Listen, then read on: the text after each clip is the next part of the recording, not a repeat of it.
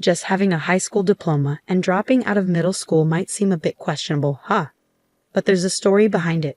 No need to delve into details. Our paths just took different turns. Alright, no need to phrase it so bluntly. I'm 33 now, happily married to David for a decade. Our little Betty, a first grader, completes our trio. Art has been my passion since childhood, and now it's my profession. And with another baby on the way, each day presents new challenges as my belly expands.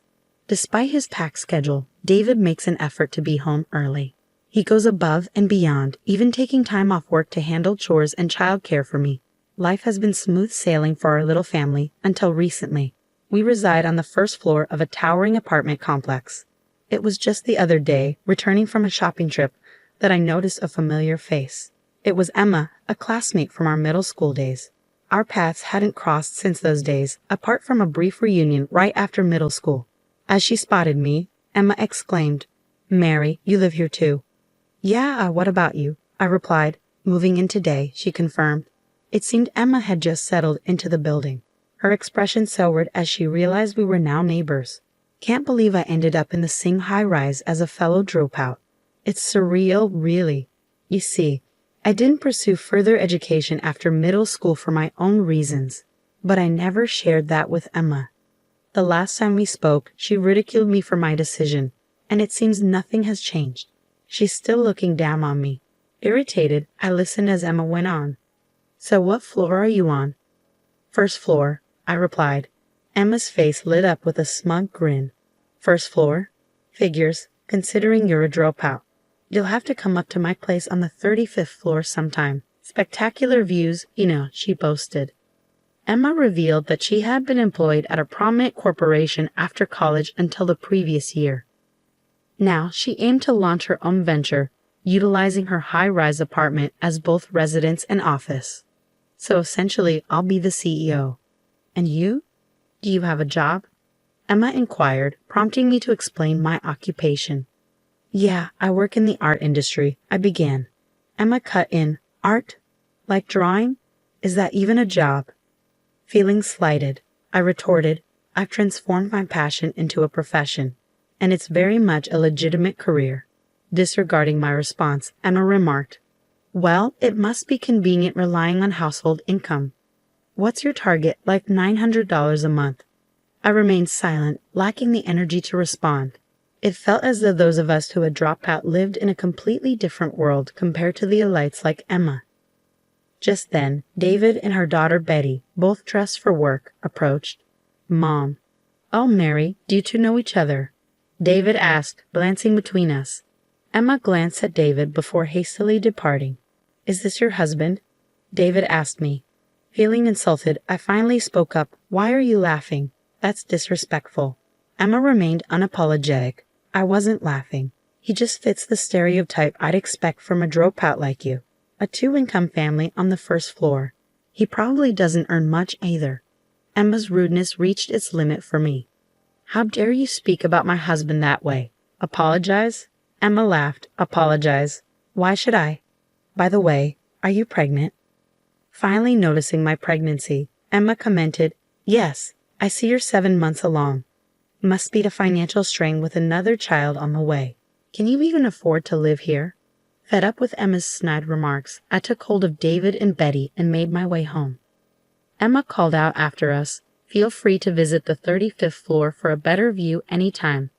But I brushed off her comment and entered our apartment. Throughout the day, I couldn't shake off my anger towards Emma. Why did she feel the need to say such hurtful things? That night, after Betty had fallen asleep, David asked me what had happened. I recounted the encounter with Emma, how she had mocked me for being a dropout and demeaned my work. David's face flushed with anger, his frustration seemingly surpassing my own. He was well aware of my past, including my decision to drop out of school, and had chosen to marry me with full acceptance of who I am. We mutually agreed to keep our distance from Emma, as our animosity towards her showed no signs of fading. Fortunately, we managed to avoid any encounters with her for a while. However, our respite was short-lived. In the span of a single day, we received a postcard inviting us to a school reunion.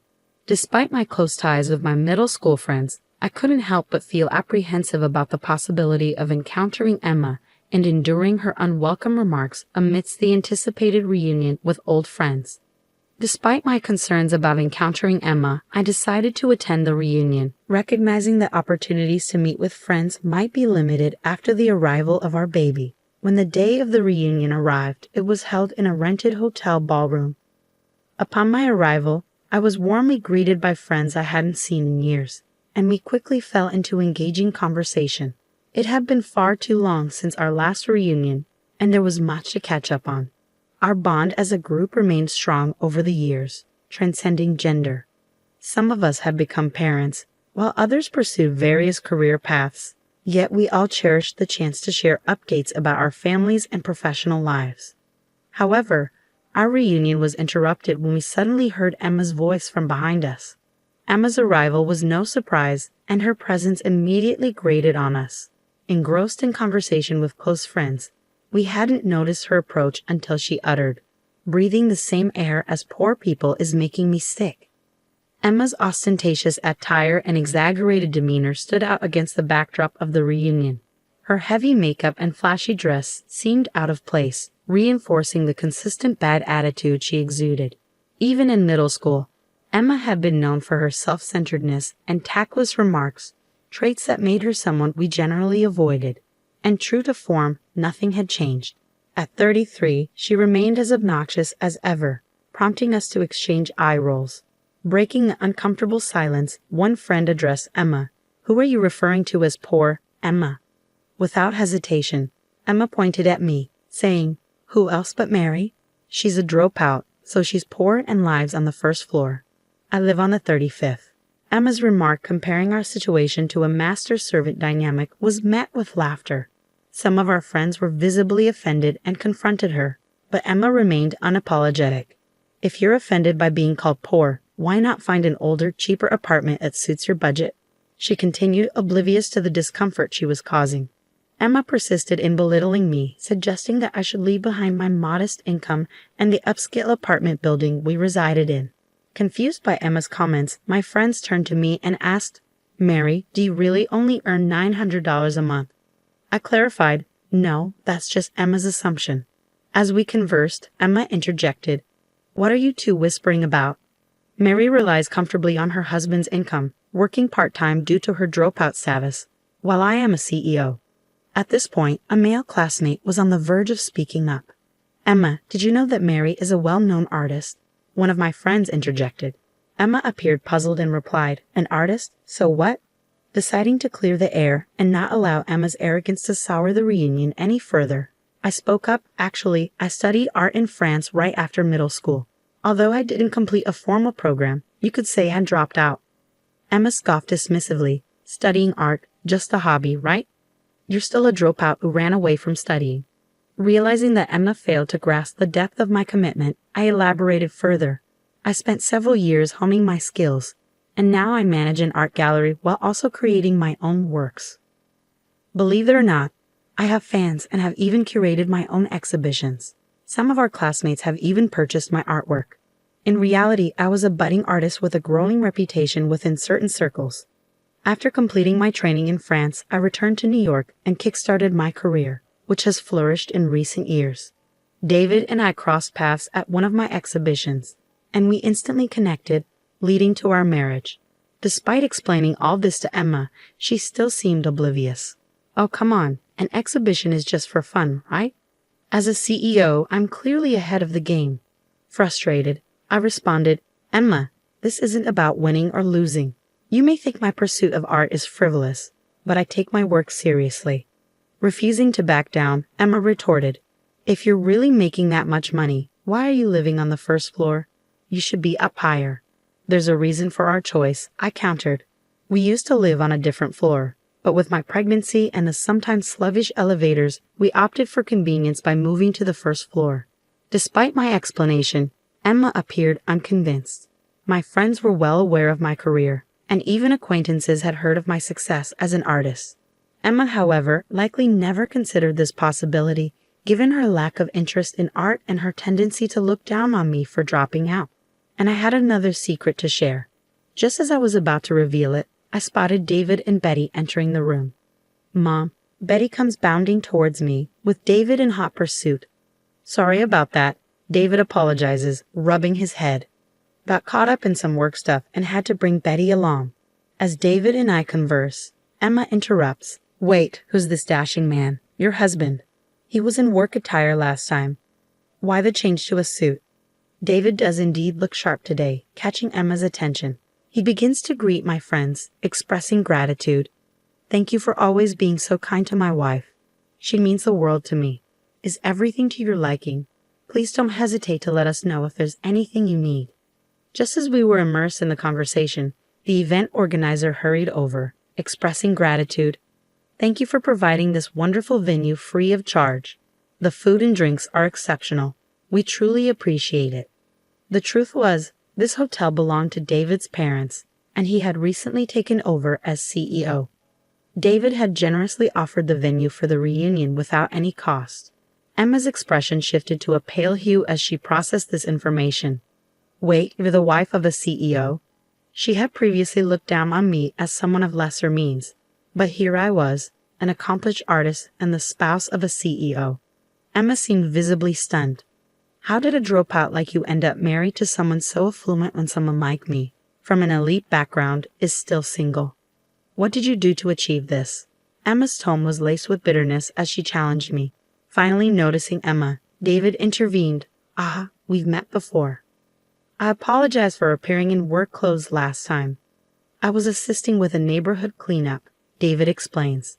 As the owner of the high-rise apartment, it's crucial to foster positive relationships within the community. Emma's complexion pales. Wait, you own that high-rise? She gasps. Your family owns it? In truth, David is the owner of the high-rise. His family boasts a long-standing wealth, spanning generations, with interests in hotel management and ownership of various properties. Our residence is situated within one of those properties, the very high-rise in question. Emma stood there, utterly stunned, unable to muster a response. David chimed in. Oh, and just so you know, we'd love to have you over to the penthouse sometime. The view is spectacular. You can even see the Empire State Building. Emma's shock deepened. The penthouse? But I thought you guys lived on the first floor. Hearing this, I decided to reveal the truth. As I mentioned earlier, I'm pregnant, so we've made the first floor our home too. Essentially, both the penthouse and the first floor belong to us. Emma was left speechless, her disbelief palpable. As I glanced around, I noticed our friends had fallen silent, attentively observing our conversation. Feeling like I had disrupted the reunion's vibe, I began making my way towards the exit, accompanied by David and Betty. Just as I was leaving, I overheard Emma muttering, "A dropout acting so arrogantly." I glanced at my daughter, knowing she probably caught wind of Emma's remark. What truly counts is what's on the inside. Never underestimate others, I reminded Betty. With a nod, Betty turned towards Emma and chirped, "Emma, if you keep making those faces, happiness might just slip away from you." The room erupted in laughter, instantly lightening the mood. However, Emma, now the butt of the joke, hastily fled the venue, her cheeks flushed with embarrassment. The reunion continued on a positive note, and I savored the remainder of the evening with my friends. Many of them had also experienced Emma's mistreatment in the past. So Betty's parting words brought a sense of relief to everyone. As months went by, we never crossed paths with Emma at the high-rise again. Then, one day, David returned home with news. Emma had finally vacated the luxury high-rise. Apparently, she had been evading rent payments for 3 months, as David explained. I even had to bring in a lawyer to serve her an eviction notice, David revealed. She disappeared almost overnight. I was stunned by this revelation. David went on to explain that Emma's rented space was left completely untouched, with furniture and clothes left behind. She had taken only her valuable possessions and computer, leaving everything else behind. Initially, I suspected something dubious, but soon after, a friend provided an update on Emma's situation. It turned out that Emma had been pretending to be a prosperous entrepreneur, but in truth, she was practically unemployed. With some savings from her corporate career, Emma managed to maintain a comfortable lifestyle for a time. However, it was inevitable that her funds would run dry. Unable to keep up with rent payments, she was forced to vacate her residence. Lacking alternative accommodations, she left behind her furniture and belongings simply because she couldn't afford to dispose of them. Upon learning the truth, I felt a profound sense of disgust at how Emma continued to burden others until the very end. Even in her time of need, Emma's abrasive personality has left her without any friends or colleagues willing to lend a hand. She resides alone in a modest apartment, relying on part-time work to get by. Gone are the days of her boasting about elitism and looking down on me for not completing college. I imagine her pride has taken quite a blow. My hope is that this experience teaches her the value of humility and sincerity as she moves forward. Meanwhile, I continue to relish in the simple joys of life, painting and cherishing moments with my daughter and husband. Our family of 3 shares a harmonious bond, and the anticipation of welcoming our 4th member, the baby on the way, fills me with joy. I am determined to do whatever it takes to safeguard the happiness of my loved ones.